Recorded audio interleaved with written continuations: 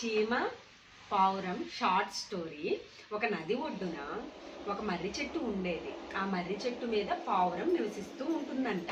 అయితే ఆ పక్కన ఉన్న నదిలో ఒక చీమ కొట్టుకుపోతూ వెళ్ళిపోతుందంట. అయితే పావురానికి ఆ చీమను చూసి జాలి వేసింది. ఏమని?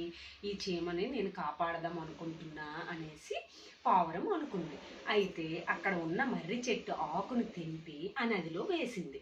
ఆ నదిలో వేశాక ఆ ఆకు చీమ దగ్గరికి తీసుకొని వెళ్ళింది పావురం.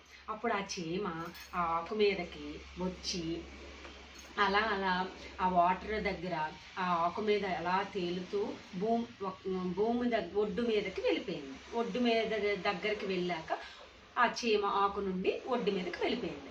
అయితే చీమ అలా అలా ఒడ్డు మీద నుండి అలా నడుస్తూ అడవి లోపలికి నడుస్తూ ఉండగా అక్కడ ఒక వేటగాడంట 4 వైపులు చూస్తున్నాడు. ఎందుకని? ఏదైనా పక్షి దొరుకుతుందా అనేసి 4 వైపులు చూస్తున్నాడంట. ఆ వేటగాడు బాణాలు కూడా తెచ్చాడు, వల కూడా తెచ్చాడు పక్షులను పడదామనేసి. అయితే ఈ విషయాన్ని చీమ చూసింది, కానీ పావురమంట చూడలేదంట. అయితే ఆ వేటగాడు అలా 4 వైపులు చూస్తుండగా ఆ చెట్టు మీద ఉన్న పావురం వేటగాడికి కనిపించింది. అయితే పావురానికి ఆకలి వేయడం వల్ల పావురం పండ్లు తింటూ నిమగ్నమైపోయింది. కానీ వేటగాడు తనని చంపడానికి చూస్తున్న విషయం పావురానికి తెలియదు. అయితే పావురాన్ని అబ్జర్వ్ చేస్తూ వేటగాడు చెట్టు వెనక్కి దాక్కుని పావురం మీదకి బాణం వేద్దామని చూస్తున్నాడు. కానీ పావురానికి ఈ విషయం తెలియదు. ఎందుకంటే పావురం ఏంటి, ఆకలి వేస్తుంది, పళ్ళు తింటూనే ఉంది. కానీ చుట్టుపక్కల వేటగాళ్ళు ఉన్నారా, పావురాన్ని చంపుదాం అనుకున్నా ఆ విషయం పావురం అస్సలు అబ్జర్వ్ చెయ్యట్లేదు, చుట్టుపక్కల అస్సలు చూడట్లేదు. అయితే చీమ మాత్రం చూసింది. అయితే చీమ ఏమనుకుందంటే, ఈ వేటగాడు ఎలా అయినా పావురాన్ని చంపేద్దాం అనుకుంటున్నాడు అనేసి చీమకి అర్థమయ్యింది. అయితే చీమ ఏం చేసిందంటే, వేటగాడు చెట్టు వెనక్కి దాగున్నాడు కదా, చీమ కామ్గా సైలెంట్గా వేటగాడు కాలు దగ్గరికి వెళ్ళి వేటగాడిని కరిచింది.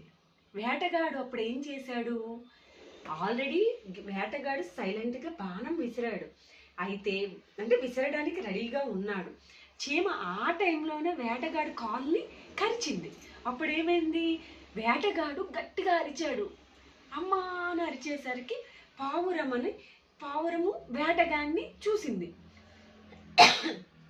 పావురం ఆ టైంలో ఏం చేసింది, ఆ సమయంలో పావురం ఎగిరిపోయింది, బాణం వేరే సైడ్ వెళ్ళిపోయింది. పావురం అప్పుడు బతికిపోయింది. కానీ పావురానికి తెలియదు, పావురానికి ఎవరు సాయం చేశారో అనేసి పావురానికి తెలియదు. కానీ పావురానికి సాయం చేసింది ఎవరు అనేసి చీమకు తెలుసు. ఎందుకంటే చీమ అప్పటికే పావురం నుండి ఉపకారం అందుకుంది. ఏమని? ఇప్పుడు చీమకి తను సహాయం చెయ్యు అని పావురానికి అడగకుండానే చీమకి పావురం జాలి కలిగి ఆ మర్రి ఆకుని వేసింది. కాబట్టి చీమకి సహాయం చేసిన పావురానికి చీమ కూడా పావురానికి సహాయం చేసింది. అంటే ఇప్పుడు పావురానికి చీమ సహాయం చేసిందని తెలియకపోయినా చీమ మాత్రం ఉపకారం పొందింది కదా పావురం నుండి. అందుకని పావురానికి చీమ సహాయం చేసింది. ఇందులో నీతి ఏంటంటే, మంచి వాళ్ళకి ఎప్పుడు మంచి జరుగుతుంది.